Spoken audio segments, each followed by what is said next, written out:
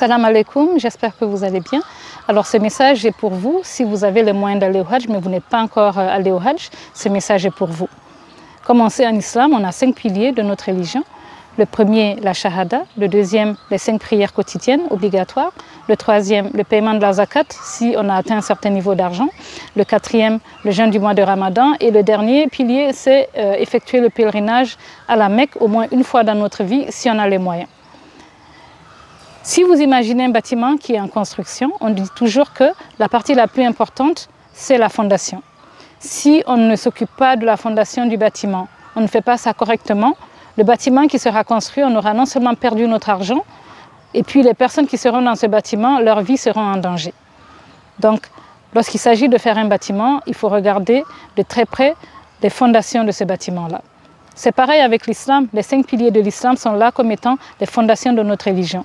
Si on n'établit pas les fondations de notre religion de manière très ferme, sachant que notre religion, elle n'est assise sur rien.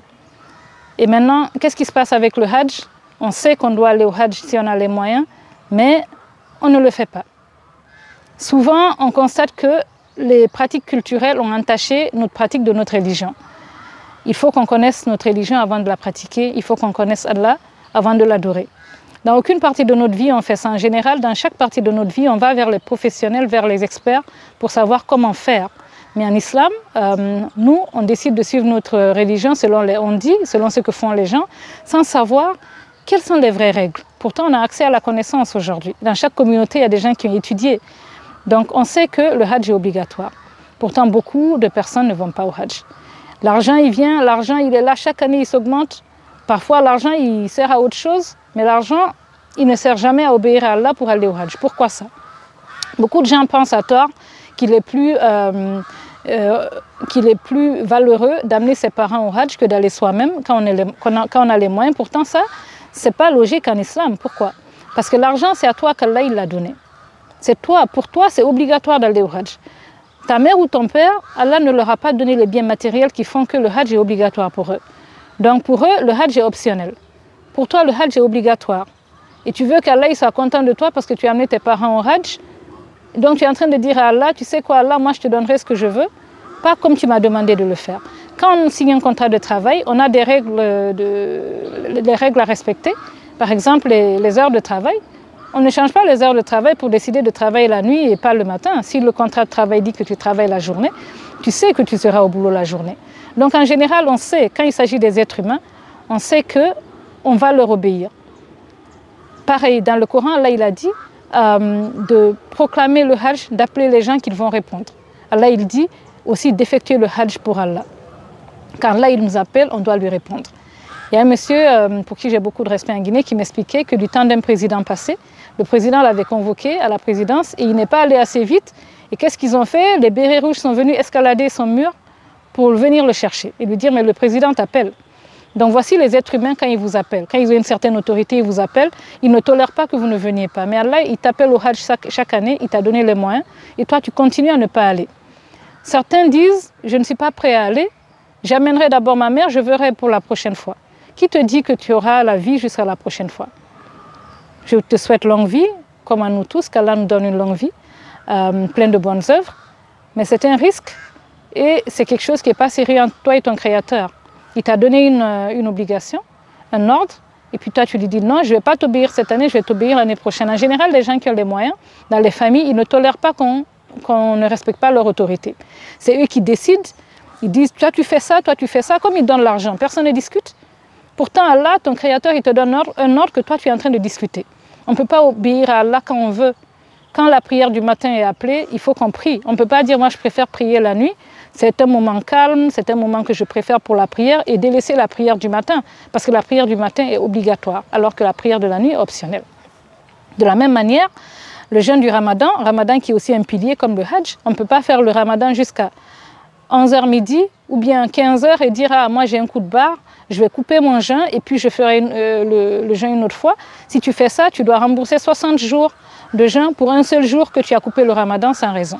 Tout ça pour montrer que le Hajj est obligatoire et qu'on est obligé, lorsqu'Allah nous dit de faire les choses d'une certaine manière, de lui obéir et c'est ce qu'on devrait faire. Donc, apprenons notre religion, sachant que, par exemple, si cet argent que nous avons, nous continuons à avoir des projets. Chaque année, on a d'autres projets. On va attendre, ça c'est Shaitan, il est en train de nous tromper. Parce qu'on n'a pas la garantie qu'on va vivre toutes ces années-là. Et deuxièmement, l'argent aussi qui nous amène au Hajj, ça doit être un argent propre. Souvent, on voit les gens, ils prennent de l'argent douteux, ils vont au Hajj avec. Toi, tu vends quelque chose dans ton magasin ou dans ta boutique, tu vends quelque chose et que tu ne donnerais pas à tes enfants parce que c'est quelque chose qui gâte la santé, qui peut tuer les gens. Ce produit, tu le vends, tu ne le donnerais pas à tes enfants dans ta maison, mais tu le donnes aux enfants des autres et tu prends les bénéfices de ce magasin et tu vas au Hajj. Ou bien toi, tu es fonctionnaire, tu prends des intérêts, des pourcentages qui ne sont pas légaux, tu te caches pour prendre des pourcentages avec les fournisseurs et cet argent, il s'accumule et tu le prends, tu vas au Hajj. Pourquoi on attend d'avoir de l'argent qui n'est pas pur pour dire à Allah, voici l'argent que moi je vais te donner pour aller au Hajj. Allah, il est pur, il ne demande que ce qui est pur de nous. C'est ce que le prophète a dit, sallallahu alayhi wa sallam, Allah, il est tayyib, il veut ce qui est pur de notre part. Donc lorsqu'on va au Hajj, vérifions bien quelle est la nature de cet argent qui est en train de nous amener au Hajj. Ou bien l'argent du riba, les intérêts dans les banques. On prend cet argent, on va au Hajj. Ou bien des gens qui ont des dettes, au lieu de payer leurs dettes, ils vont au Hajj. En tout cas, si on va aller au Hajj aussi, sachant que l'argent doit être propre. Parce qu'Allah, il est pur, il ne veut que ce qui est pur. Si tu as pris de l'argent qui n'est pas propre, tu es allé au Hajj, tu as fait du tourisme. Ce n'est pas moi qui le dis, c'est les règles de la religion. Et deuxièmement, si tu as aussi de l'argent, tu veux savoir est-ce que cet argent c'est un bienfait dans ta vie ou pas. Il y a des critères pour savoir. Des gens comme Pharaon, comme Haroun, comme Walid ibn Mughira, c'était des gens qui avaient beaucoup d'argent, mais c'était leur destruction, ça les a détruits, c'est leur argent qui les a détruits. Donc ne pense pas que parce que tu as de l'argent, Allah il t'aime. Si tu vas savoir comment juger, est-ce qu'Allah il t'aime parce qu'il t'a donné de l'argent, regarde comment tu gagnes ton argent et comment tu le dépenses. Et donc comment tu le dépenses, si ton argent te pousse à ne pas adorer Allah, à ne pas lui obéir, ça veut dire que ton argent c'est peut-être une punition, ce n'est pas un bienfait. Également les gens qui ont de l'argent, je demande, entourez-vous de gens qui vous disent la vérité. Souvent dans les familles, on voit les gens qui ont l'argent. Autour d'eux, personne ne leur dit la vérité, ou bien le peu de gens qui leur disaient la vérité, tellement ils les ont intimidés que les gens n'osent plus leur dire la vérité. Tu dis au frère, mais va au Hajj, il dit non, arrête, toi tu m'embêtes. Je ne t'embête pas, c'est pour ton bien. Si tu vas au Hajj, moi je n'ai rien à gagner, mais c'est toi. Il faut qu'on s'entraide mutuellement. Cette dunya, on est là avec Shaitan qui nous fait la dawa dans nos têtes, qui nous ment, qui nous donne des faux espoirs, qui nous donne des fausses promesses, qui disent non, l'année prochaine tu iras. Est-ce que Shaitan peut te promettre que l'année prochaine tu seras en vie? Lui-même, il ne sait pas ce qui adviendra de lui, dans combien de temps le monde va finir et tout. Il ne sait pas. En tout cas, sache que si autour de toi, tu as les moyens, mais personne ne te dit la vérité, ou bien les gens qui te disaient la vérité, ils se sont tus, sache que tu es dans une situation très difficile. Hein? Parce que si les gens te disent va au Hajj, tu te fâches. Tu te fâches pourquoi? La personne te dit c'est pour ton propre bien. Essaie de réfléchir à tout ça. Sache que l'autorité que tu attends de ta famille, tu aimes bien que les gens respectent ton autorité dans ta famille parce que tu as les moyens, parce que c'est toi qui payes la dépense. Mais Allah qui t'a créé, qui t'a donné ton argent, tu n'es pas en train de lui obéir. Pourquoi ta famille devrait t'obéir quand toi tu n'obéis pas à ton Créateur? Donc, essayons d'éviter ce cocon en tant que personnes qui ont les moyens et éviter le cocon où les gens n'osent pas vous dire la vérité. Trouvez des amis ou bien quelqu'un de votre famille qui vous dit la vérité, qui ne vient pas seulement vous voir parce qu'ils ont des intérêts avec vous, parce qu'ils veulent votre argent.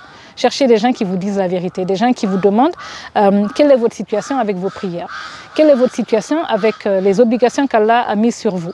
Ce n'est pas une manière de vous juger, c'est une manière de vous aimer. Moi, quelqu'un qui me demande est-ce que j'ai obéi à Allah, est-ce que je suis en train de faire attention aux règles qu'Allah m'a données, c'est quelqu'un que j'aime. Parce que cette personne, elle ne veut pas m'utiliser pour ma dunya, elle veut m'utiliser pour ma vraie vie dans l'au-delà. Donc entourez-vous de gens qui vous disent la vérité, soyez tolérants et surtout, ne soyez pas allergiques à la vérité, ne soyez pas allergiques à entendre des choses que vous ne voulez pas entendre. Acceptez que ce que les gens disent, il y a peut-être du vrai et renseignez-vous. Sachez qu'il faut qu'on connaisse notre religion pour la pratiquer, il faut qu'on connaisse Allah subhanahu wa ta'ala pour l'adorer. C'est ce qu'Allah nous demande. Donc vraiment, craignons Allah. Je demande à moi-même de craindre Allah et que les frères et sœurs craignons Allah subhanahu wa ta'ala et sachant qu'il n'est jamais trop tard en fait. Si toi tu dis que tu n'es pas prêt à aller parce que tu fais trop de péchés, il faut aller au Hajj. Faire des péchés, ce n'est pas une condition pour ne pas aller au Hajj, au contraire. Combien de gens sont allés au Hajj, leur cœur a changé, ils sont revenus, ils ont changé. Voilà, il y a des gens qui avaient des problèmes, qui pensaient qu'ils n'allaient jamais surmonter. Arrivés au Hajj, ils ont demandé à Arafat, ils ont demandé à la Kaaba, ils ont demandé, genre, devant la Kaaba, ils ont demandé pendant le jour de Arafat. Et puis Allah, il a enlevé leurs problèmes. On a vu plein d'exemples de ce genre. Donc si tu dis que tu n'es pas prêt parce que tu fais trop de péchés, c'est comme si tu disais que tes habits sont trop sales pour que tu les laves. Quand tes habits se salissent, tu les laves. De la même manière, va au Hajj.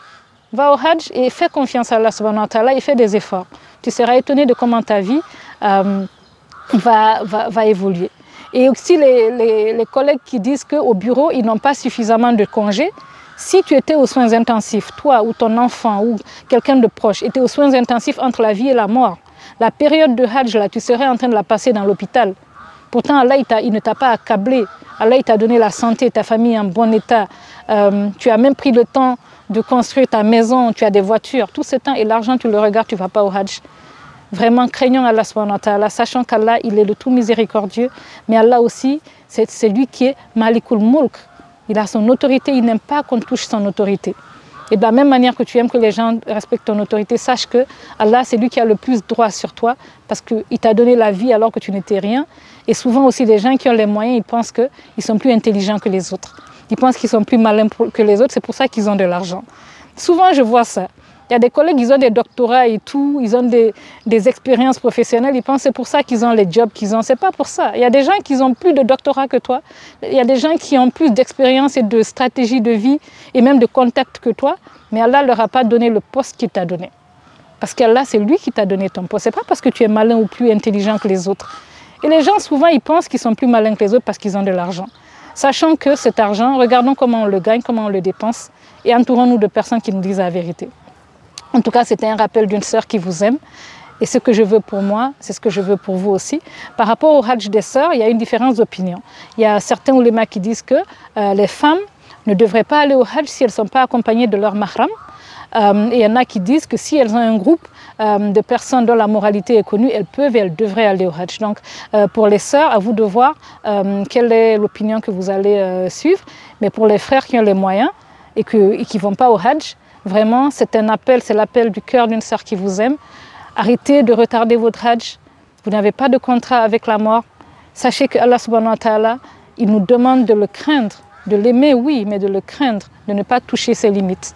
Obéissons à Allah et préparons pour notre vie à venir. Parce que cette vie-là, telle qu'elle est, elle ne mérite pas, elle ne méritera jamais, quel que soit le confort que tu as, les biens que tu as.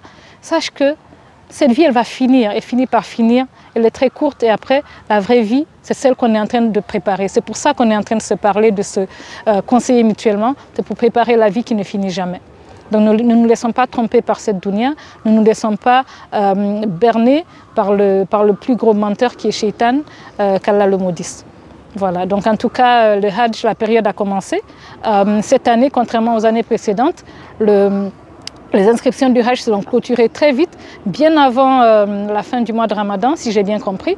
Toutes les inscriptions seront clôturées, les gens auront payé. Donc vraiment, prenez des dispositions logistiques dès maintenant.